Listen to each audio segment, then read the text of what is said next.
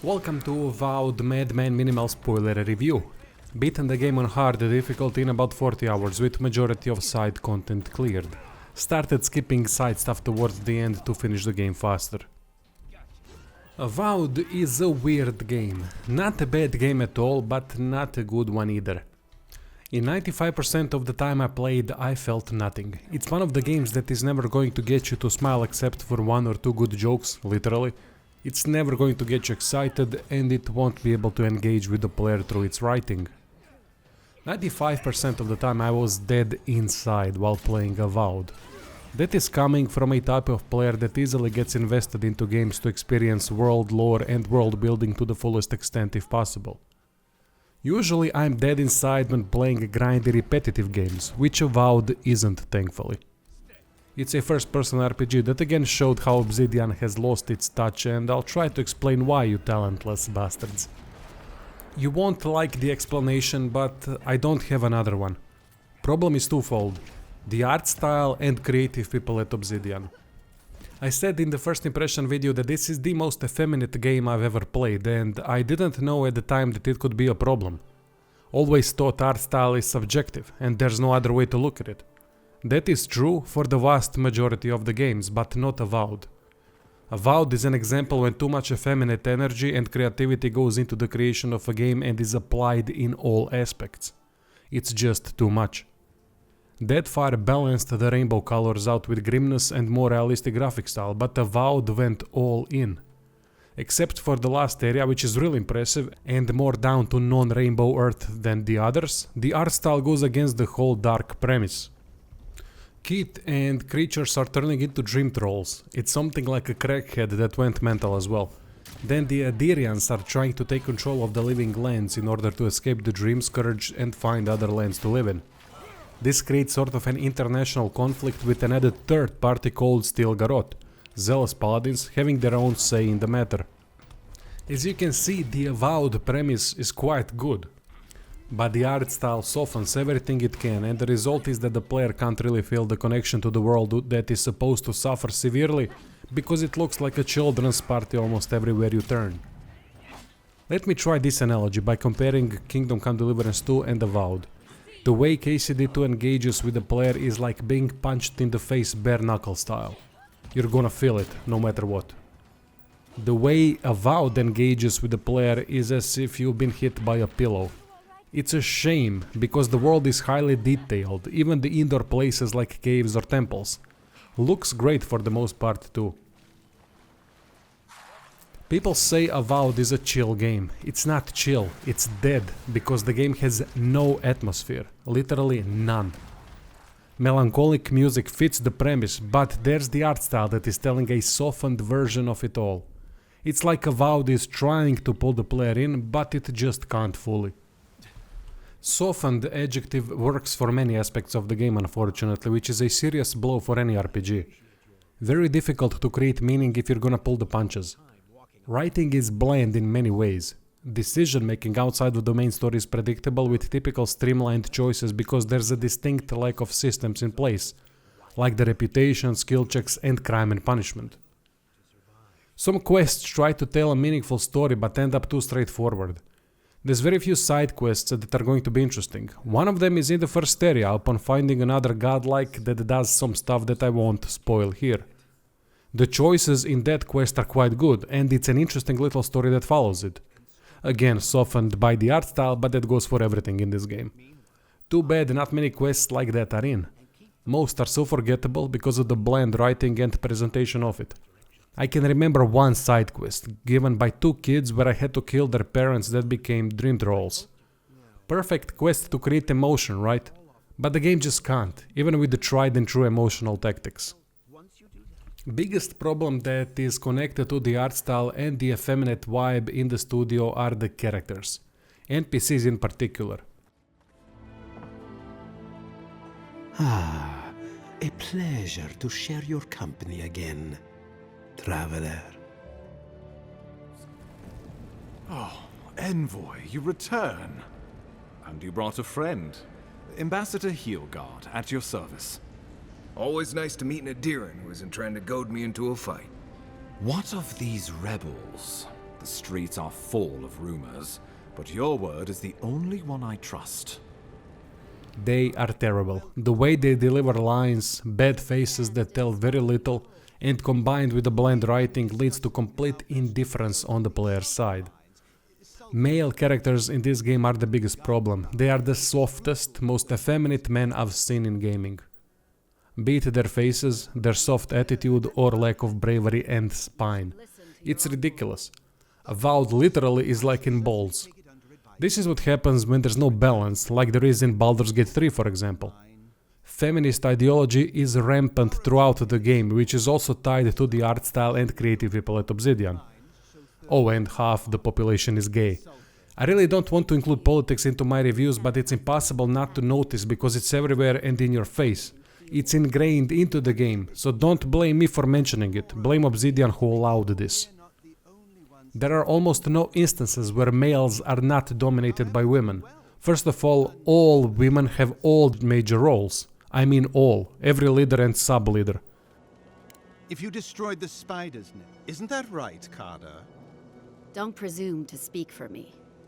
The mine's entrance is just... Only guy that got some respect from his female boss throughout the game is the Ranger Hunter. Errant footprint. I've been right before. Remember when those revenants went missing and we found I'm not saying it's impossible, Masoni. Only that more immediate dangers require our attention. We'll talk about it later. Two instances of males in power, like the ambassador and the second city governor, get absolutely dominated by women. Ambassador by the Inquisitor and governor by your female companion. Glazing of Giata throughout the game is pathetic, honestly. Brave, she outgrew the city, and so on. Ugh. While you brood over the Dream Scourge, this island is coming apart at the seams. Stay your wrath. Allow me to present the Adiran envoy, dispatched by the Emperor himself, to aid us in our time of need.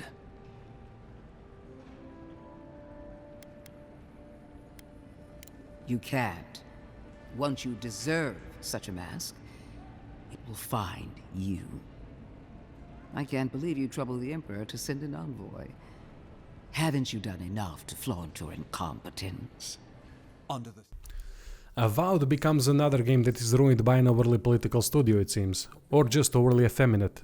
Or both. It pisses me off even more because world building and the main story are quite good. The more it progresses, the more interesting it gets. All the way up to the point of multiple ending choices in multiple instances. Voice ends up being quite an interesting figure that is going to make you question the decisions made. Again, to get to that point, there's tons of strange and pointless dialogue with the voice. Couple interesting ones, but mostly just nonsensical attempts at philosophy. Again, if the delivery was better, then it might hit home differently, but it's a skip to gameplay mostly type of dialogue. Next to the voice, we have Inquisitor, who is not a bad villain at all, as she is driven by her god and doesn't answer to anyone but her driven purpose. She's going to make you question what to do as well. Then there are really well-made situations where a city can be saved if side things have been done, which is going to affect the ending for that region. That's not all, because the player gets to make a choice about what happens to the people after the attack on the city. Couple situations like that connected to the main story progression are truly meaningful and end up as crucial in the world building process, but the path to it all is so bland and uninteresting. Many reasons why: bland dialogue writing, nonsensical dialogue choices that lead to the same outcomes, non-quest giver NPC encounters on the map that add nothing except for a pointless dialogue, lack of interesting characters, robotic dialogue delivery, art style that softens everything and can't create an atmosphere. You can see why I've said that the problem is in the art style and people behind it. It's all connected. I also think that the choice of having 4 zones instead of one big world map is not a good one. Zones look vastly different, and that creates lack of connection to other areas and increases predictability in what happens next, because each zone is one city surrounded by the wilderness. Go to the city, grab the quests, and then explore. Doesn't hurt the game much, but it's definitely predictable. A bit like MMORPGs, which is never a good comparison for a single player RPG to have.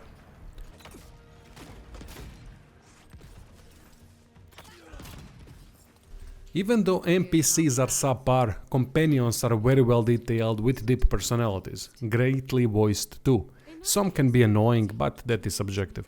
They all have relatively interesting backstories and inner demons that are going to get out on the surface when questioning your decision making. They will analyze all the stuff that has been going on and ask you questions why you have decided that. Not a bad way to get to know companions better. In my opinion, companions are Avowed's positive, unlike NPCs that are a negative. That temperament of yours is exactly the problem she's trying to solve. I mediate between mortals and the Lady of Lament. Some call me a gift bearer. Oh, good. I could use a new pair of boots. We had one come to Paradise once. Thought he was a grifter. Especially since he only seemed to want tokens made of gold or gems. Now it's time to talk about the gameplay. I mentioned earlier that lack of systems is a problem. Players can go wherever and steal whatever. There are no skill checks except the ones in dialogues connected to main attributes, but they don't lead most of the time to different solutions. Mostly just to skip a problematic situation like a potential fight. Lack of details in the gameplay department is ever present, which affects the level of immersion. Look at this example.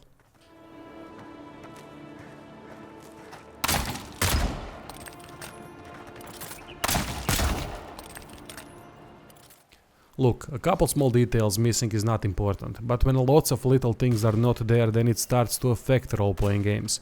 RPGs are about immersion and world building, so without many small details, immersion gets ruined. Stealth has been reduced to first hit in combat and maybe second because there are no systems in place for it, as basic as it gets. Thankfully, combat is really good, best part of the game. Unfortunately, it still gets dragged down by the art style as it again softens everything that is being done by involving too many colors and visual effects. Sound effects are top notch though, and need to be commended.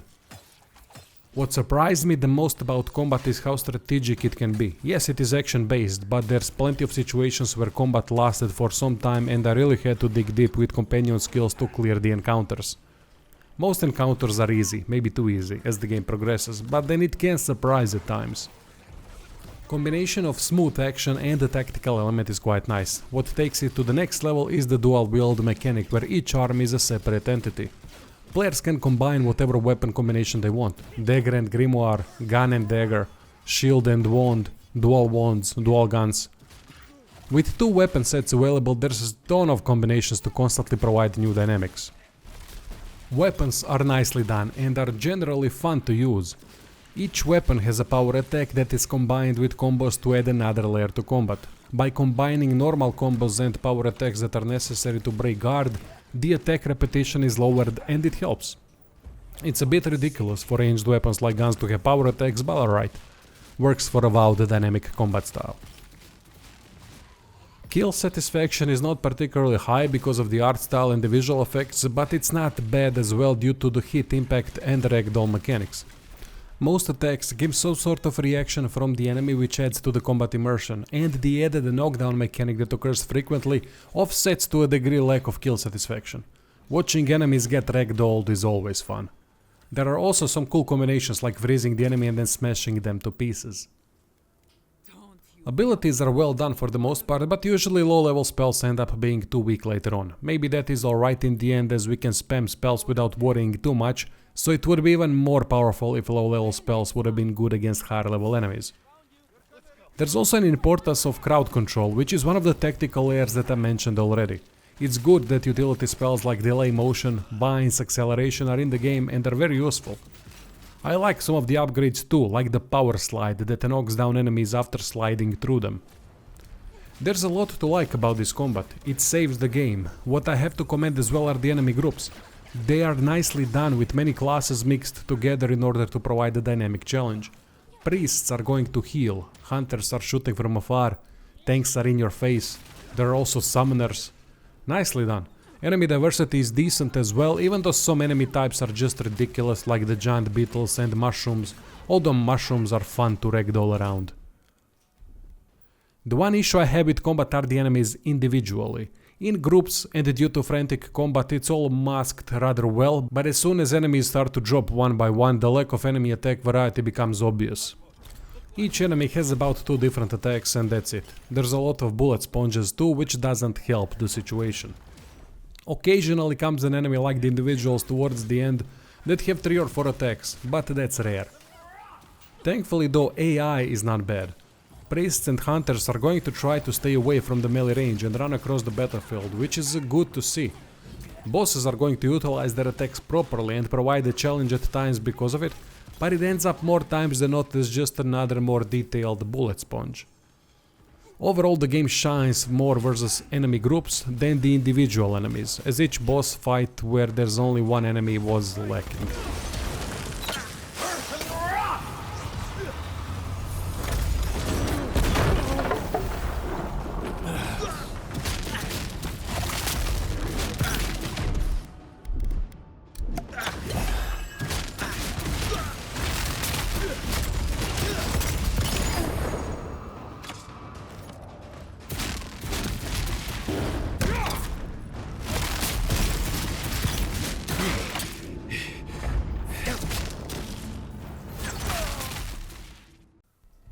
Character leveling progression system nicely complements the dual-wield playstyle focus. Attributes are from the pillar system and there's the streamlined ability tree.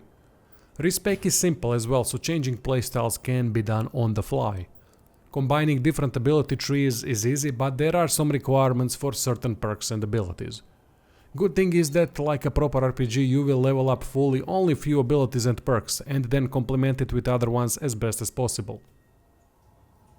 Major thing is the equipment upgrade. It's the foundation of success. 5 tiers of equipment level for you and the enemies. Gotta match it to get on their level, otherwise bullet sponges are going to be tedious to take out. Crafting materials are everywhere, which also dilutes loot. Finding materials in the majority of chests and log boxes is quite boring. Thankfully, occasionally there's a unique armor, weapon or accessory piece that can be used for specific builds. Overall, decent character progression system, works nicely with many available playstyles and allows for lots of build freedom. Before the final verdict, there are some things I have to commend. Weird that for an RPG devoid of gameplay details, it has so many other smaller things well done. For example, lots of options in settings to customize the experience.